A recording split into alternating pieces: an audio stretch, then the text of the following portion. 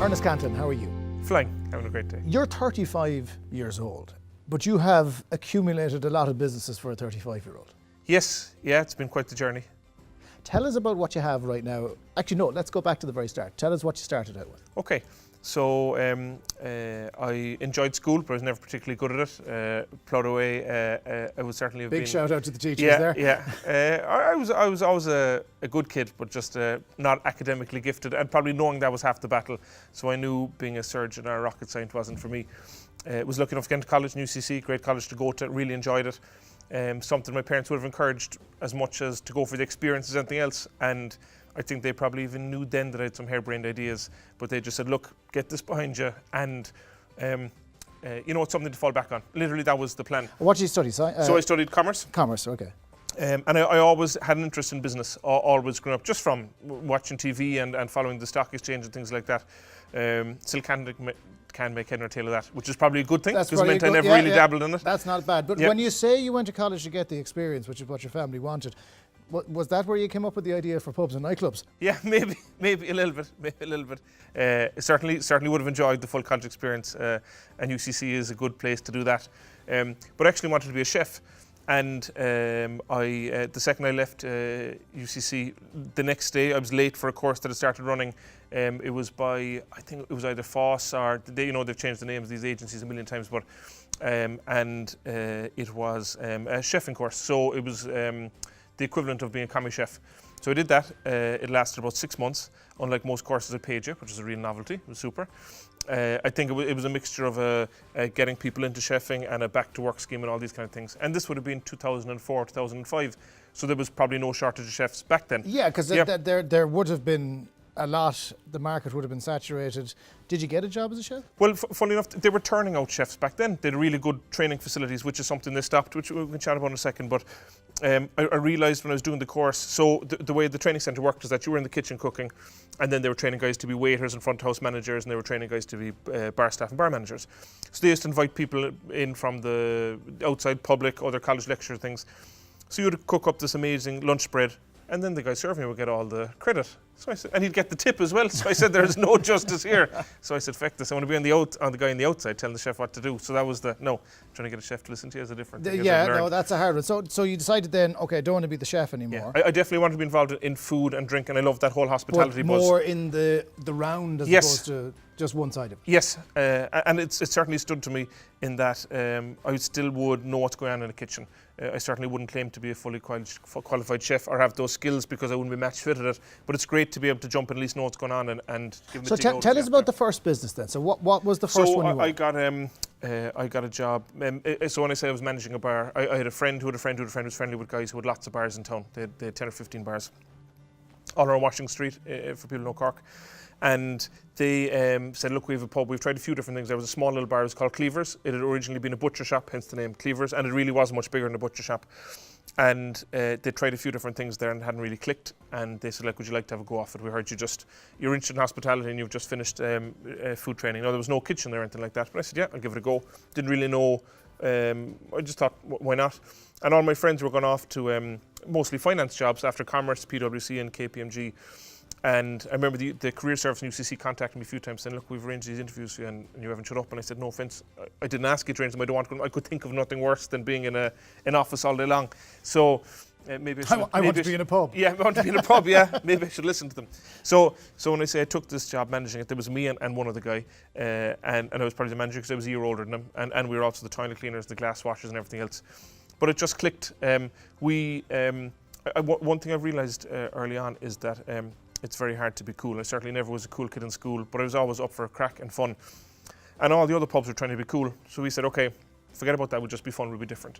So this was really this is coming up 2005, 2006 when we're getting into the era of super pubs, and there was, how that kind of not taking yourself seriously thing happened was pubs started doing raffles for more extravagant prizes.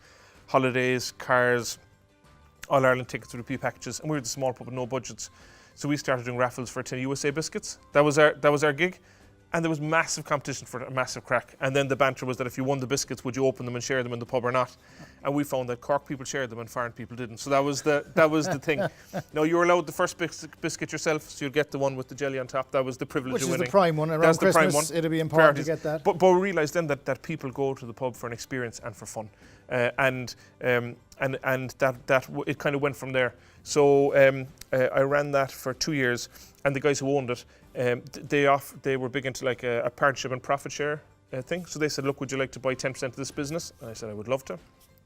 And I went and chatted to my dad, and I'd always still take his advice. And he said, okay, let me get this right. So you're going to do 100% of the work and get 10% of the profits. And I said, well, when you put it like that, it's not the best deal I've ever heard.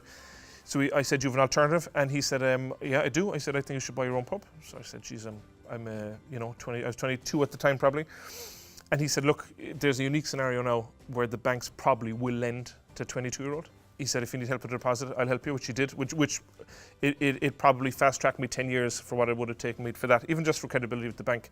So he did help me with that, huge help. And that's how I got started. So, and what pub was that? So I started knocking on doors, and first I went to all the auctioneers, and they there was everyone, like 2006, it was just 2005 actually, everyone was mad buying pubs. And before, like, so they'd been asking price, and it's like houses are at the moment.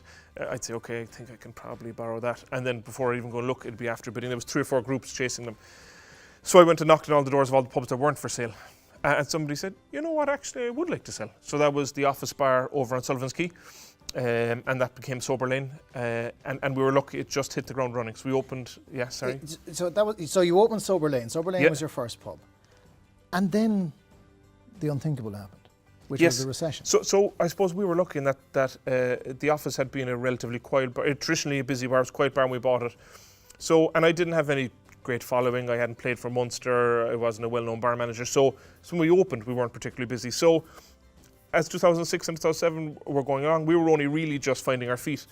So believe it or not, Sober Lane enjoyed 10 years, we're 11 years old now, 10 years of solid turnover increase, and that included going up from 2007, 2008, 2009. And it's really just because we were starting, we didn't know any different. I suspect if I'd been on the ladder earlier, I would have found it to be a much harder time, but I just didn't know any different. We were an off-peak location, we still are an off-peak location. There was one thing that particularly hurt, we were next door to the tax office, which had about 660 employees, and they were really good customers. Thirsty revenue officials. Yeah, well, and they closed that. They closed that, they moved it, and that was heartbreaking, and that was maybe 2008.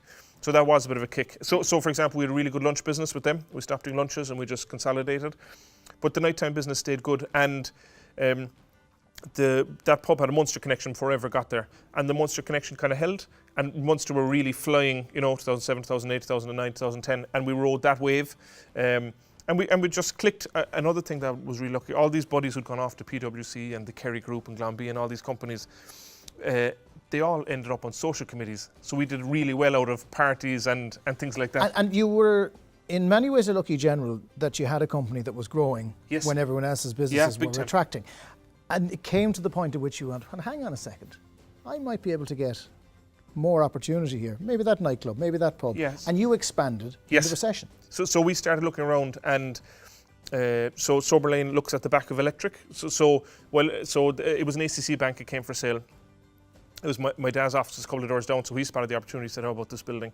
And I think why it stood out to us is that everybody was looking at the front of this building, which is a nice building, but it's nothing spectacular from the street. But we were looking at it from across the river, and we said, okay, geez, all this river frontage, and if the council did something with the park.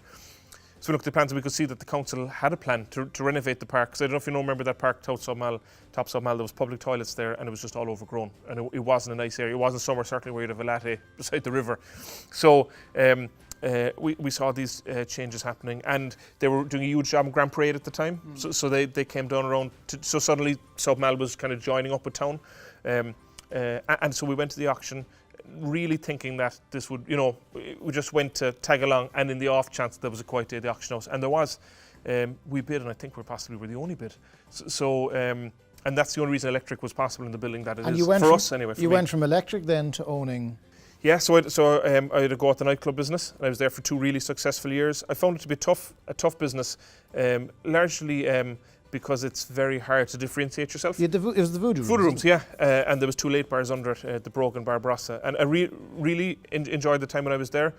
but it's a grueling business, and also I found myself burning the candle at both ends in that, like Electric is really good morning coffee business and lunch business, and I found it was harder and harder to be there and not like a zombie if I was coming out of, at 4 in the morning from the nightclub. Even though you were still a young man, you were still coming out having worked there as opposed to having gone there. Yes, yeah. Ernest, when you look at it now, and like as you say, the food trade is great. Yes. But it's vulnerable. It always is vulnerable. Yes.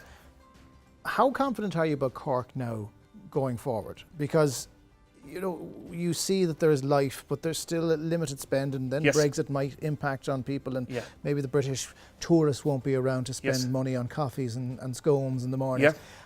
Are you confident, not confident about the future? I suppose one thing I would say about the food business is that people always have to eat. Okay, they don't have to eat out, but it certainly is something that they will always be doing, and there will always be occasions. So even when things are very tight, you're always going to go out for your graduation dinner. You're always going to go out for your 30th birthday. Like in Sober Lane, how we embraced it is when people started immigrating with immigration parties. We sponsored them, so we said we'll give you free food and free drink for everyone. And it generated a lot of goodwill. And also, there was customers of ours, and we said, okay, you've been good to us while you're here. And then a couple of years later, we'd coming home parties. And they were great, feel good. So we said 4 years ago, a guy went to Australia and he said, you gave me my going away party. I know I'm coming back and I want to have the party here. So there's always an occasion, or there's always something to be celebrated, even when times aren't best. But Cork is unique for me, I think, in that there's massive multinational business, which generates a lot of corporate entertaining. So Ringaskiddy and Little Island, those big companies, and not to forget Apple Computers, but really like the Pfizers and the Johnson & Johnsons, they generate a lot of business that other cities don't see, I think. And maybe people who work in the city centre, it's easy to forget. If you don't work in Ringaskiddy or Little Island, you mightn't be down there. But there's a massive number of jobs there, and they really keep the restaurant business going. And the future's bright. Yes, the future's very bright. I personally, I think Cork is buzzing. Across the road from here, this big planning permission has been granted. You can see the Imperial Hotel. Yeah, and the Horgan's Quay development is going to be massive. Owen O'Callaghan, God rest him, his development down on his vision on Navigation Square. Yeah, done by Goldberg's. So they're really big developments. The tax office next door to Sober Lane by Electric is being knocked and becoming a hotel, which is massive. So maybe they might start moving back a little bit more clientele. Hopefully, coming back. hopefully. Everything comes full circle. Ernest Cantillon, it's been a pleasure talking to you. Thank you very much. Thanks, Jonathan.